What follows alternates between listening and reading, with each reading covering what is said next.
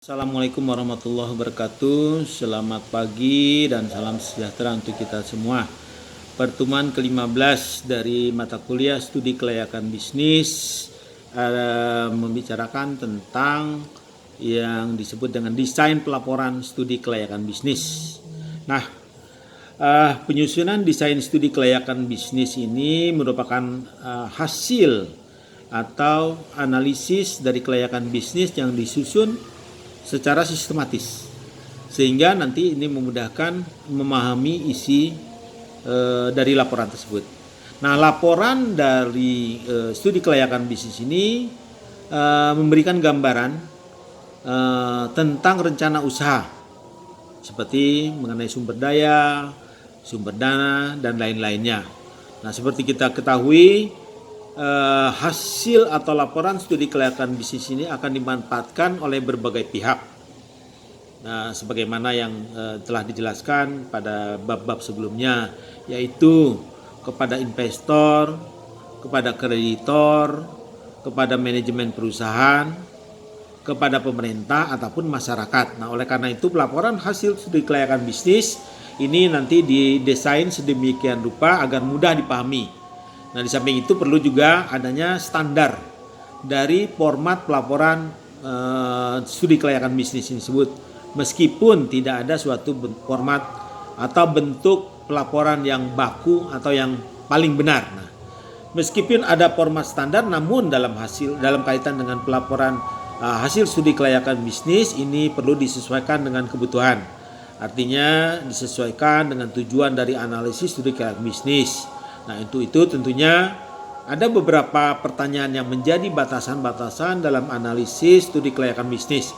Misalnya mengenai apakah rencana bisnis hanya pada suatu produk yang baru sama sekali atau merupakan pembentukan dari SBU ya, atau Strategic Business Unit baru. Nah, kedua, apakah pasar yang dituju berskala nasional, lokal, atau bisa juga internasional. Nah, kemudian apakah yang akan dihasilkan berupa barang atau jasa atau kedua-duanya. Nah, yang terakhir adalah apakah analisis akan dilakukan secara kuantitatif, kualitatif, atau kombinasi dari keduanya. Nah, jadi kita ketahui tadi ada manfaat bagi investor, bagi kreditor, bagi pemerintah, bagi manajemen, dan bagi masyarakat. Dan ini bisa dilihat ya.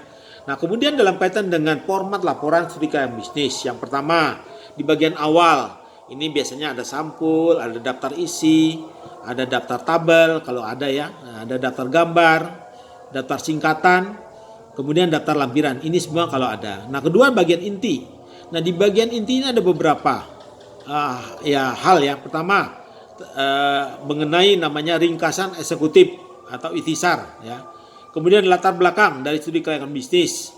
Kemudian aspek pemasaran ya.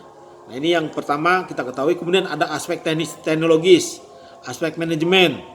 Nah, kemudian aspek sumber daya manusia, aspek keuangan, aspek lingkungan industri, aspek kriteria investasi, aspek dampak lingkungan.